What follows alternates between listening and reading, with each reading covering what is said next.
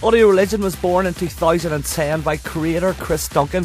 Since then, it's grown and grown. Next year, we'll see the label having its artists booked on every continent on the planet.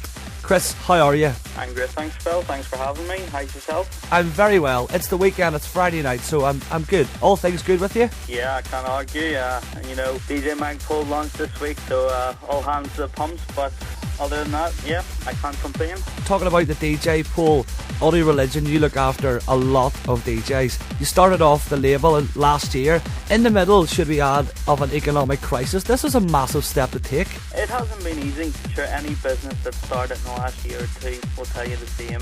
It's not easy, you know, a lot of effort and a lot of work, a lot of long hours has to be put in, but it's like anything, if you put the work in, you'll reap the reward. And we're lucky to have such, it's a fresh and upcoming roster we have, but you know, it's full of talent, you know, and as you alluded in your intro there, we have had bookings on every continent in the world, so for being quite new, it's still exciting and it's still very positive. Did you see when you started off as being so successful as it is now, just 12 months since it was first started? No, so I suppose that's bonus.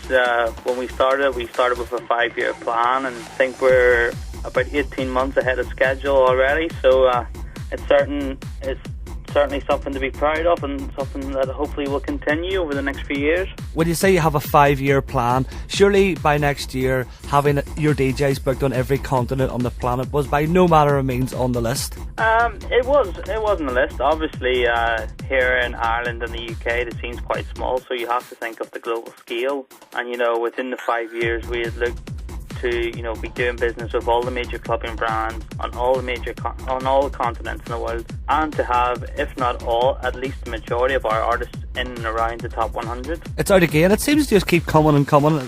I know Armin's done it for 4 years, and Tiesto's a big player now, and you've got David Guetta as well doing his own thing. In your eyes now, who is the world's number one DJ? You put me on the spot, because obviously I would have to say one of my own artists. I don't know, I've always been a Cold Harbour fan. I've always been a fan of Marcus Schulz. If I was to put money on anyone other than my other guys, I would say that Marcus Schulz would be the number one for me. Do you think maybe it's time for Armin to sort of step down from his number one pedestal after 4 years? It's hard to say something like that. In all due respect to Armin, what he's done for trance scene and the dance scene in general the last lot of years is nothing short of phenomenal, you know. He has an amazing amount of listeners to his radio show. He works harder than near enough every other DJ, especially with his tour schedule. And, you know, the parties he threw last year for the 500th episode just showed that he still has the passion and he still has the desire to remain there. So it will be hard to dislodge him, but I'm sure everyone's trying. Two things you said there. It will be hard to dislodge him, and I think, yes, everyone is trying. With Audio Religion, next year you plan on creating a record label. Is this not a rocky road to go down in this sort of time? Again, like anything, you know, it is going to be a risk, but it's risk versus reward, and you know, if you're prepared, as I said, if you're prepared to put the time and the effort in, then you will reap the success. And to us, it's just another stepping stone on, you know, creating the brand. If you look at the likes of, you know, Armada, when they started off quite small. They've built their brand up, and now they have their hands in management and record label and events. And it's all about, you know, creating more than just, you know, a company. It's about creating a brand, and that takes, you know, a few years to do, and a brand is known for more than one thing. So yes, it will be hard, and yes, it will be tough, and by no means are we going to take it lightly. We're in no rush, and if it's the start of 2012 or the end of 2012 when the label starts, I'm sure we'll be fully prepared for whatever is thrown at us. You're a DJ as well. You don't just manage DJs. You're playing Lush tomorrow night with Sander Van Doorn. He takes his Dusk Till Dawn album tour to the sunny skies of Portrush, and you're warming up for him. Looking forward to it? Of course, it's always a privilege to play Lush. You know, it's been voted Ireland's #1 venue for, you know, a good few years now, and what Call Hamilton, the team have been doing up there is fantastic. You know, there isn't many venues left, not even just in the UK, but the world, that say they run week in, week out for 15 years now, and a pleasure, and it's always an honour to go and play before the big DJs. And I hopefully everyone will enjoy the set, and with getting to warm up for them, it gives me the chance to build the crowd up from the bottom. And that's a fair point what you're saying about all the different brands and stuff, because there's Ministry of Sound, there's Gatecrasher, there's God's Kitchen. They don't run every week. There's Cream as well. They don't run 4 weeks a month, 52 weeks a year. And Lush have been doing this for 15 years. Yep, it's always a good crowd when Sanders in town.